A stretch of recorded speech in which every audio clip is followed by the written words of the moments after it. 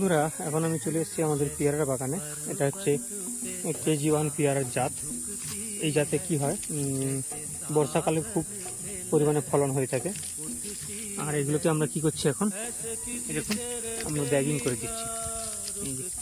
এগুলো বেঁধে দিচ্ছি পলি দিয়ে, নাহলে কিন্তু এগুলো কী হবে, পোকামাকড় খেয়ে ফেলবে।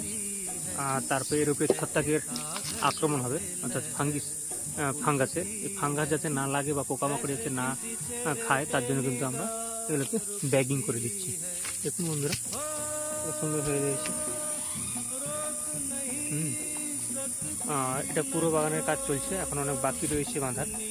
আমরা কন্টিনিউ বাঁধতে আছি, লেবার করেছি।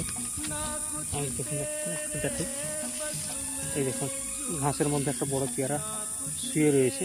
এটা হয়ে যাবে 700 গ্রাম মতো ওজন হয়ে যাবে।